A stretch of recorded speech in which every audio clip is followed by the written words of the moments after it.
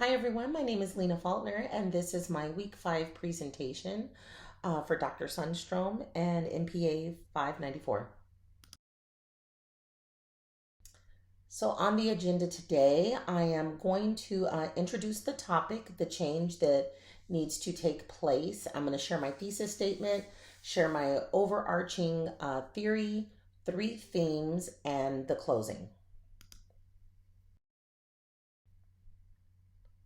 So, introduction to the topic. Mr. Smith was recently hired by the Division of Economic Security, and one of the first tasks that he has been assigned is to have all his employees transition over to a new application document for the individuals that they are servicing.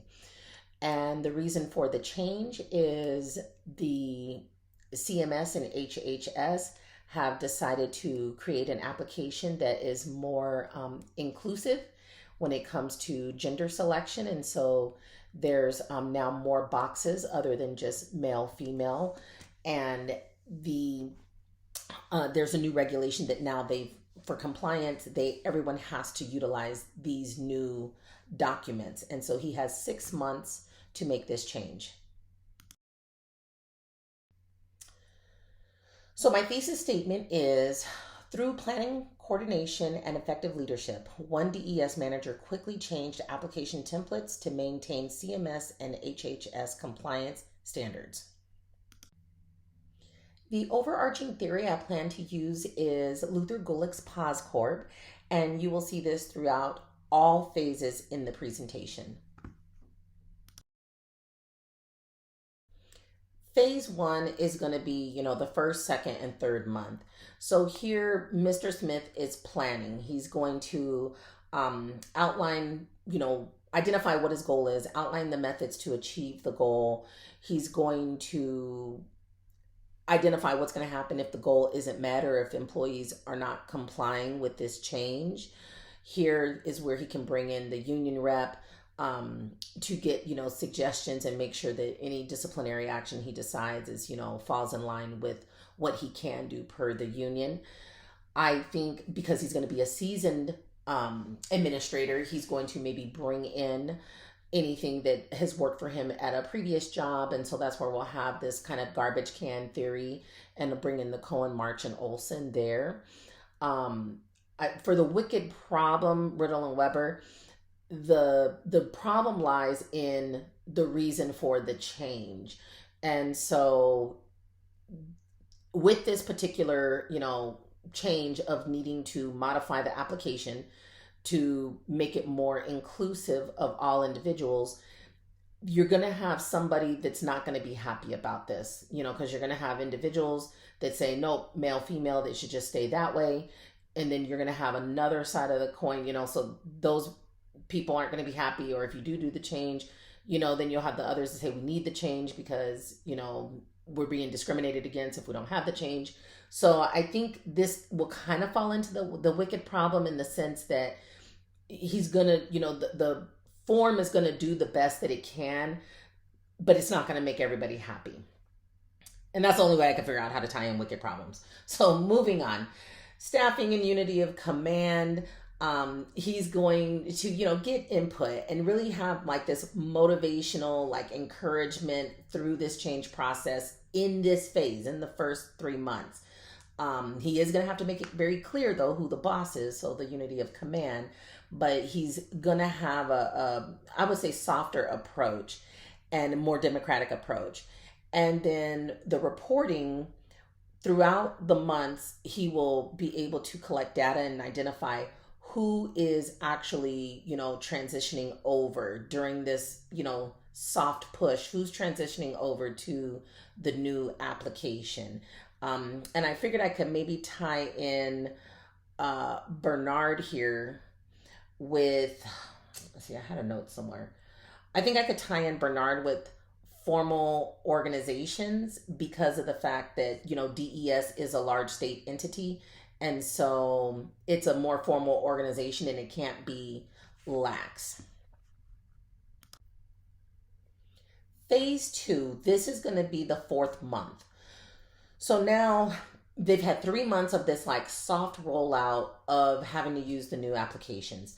At this point, Mr. Smith can follow up, check in with the staff, collect data, analyze, see how the change is going, evaluate the feedback. So, you got kind of that COTS and con, because he's looking at the input, evaluating the feedback, which is going to, of course, then affect the output of, what's going on with the organization.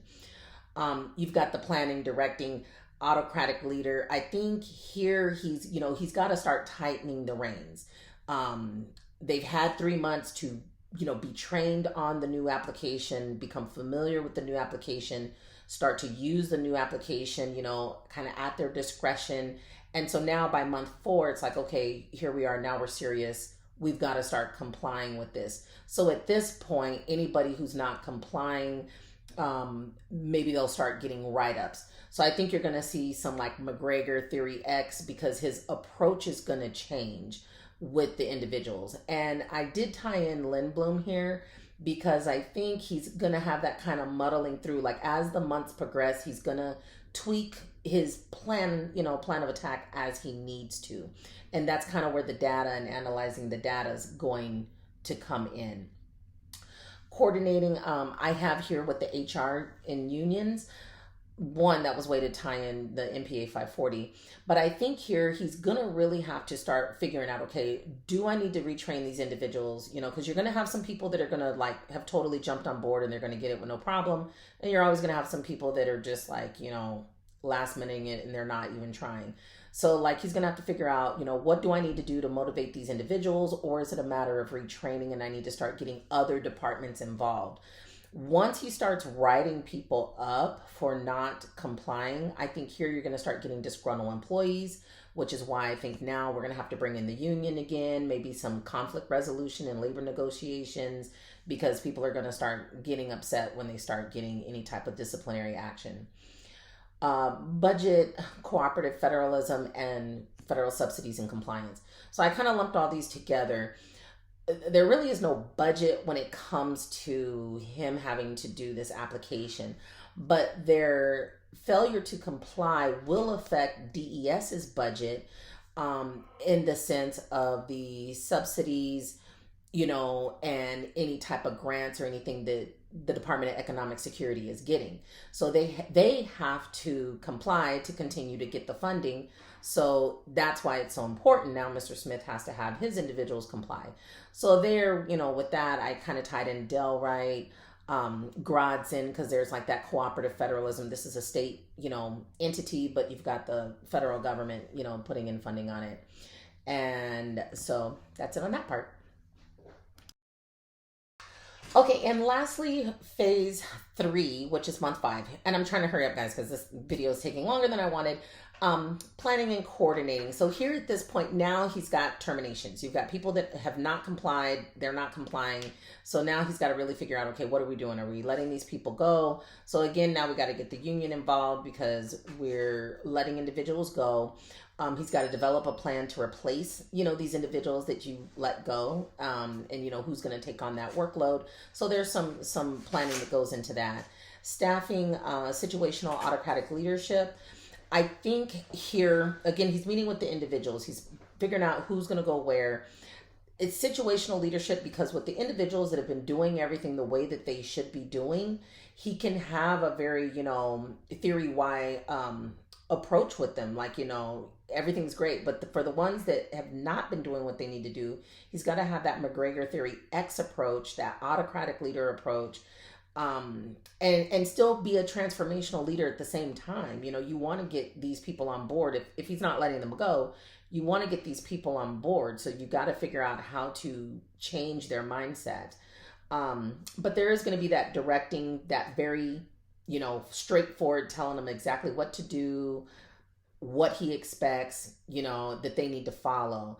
And then, again, with reporting, he's going to be collecting his data so that he can report to his higher ups what actually is happening.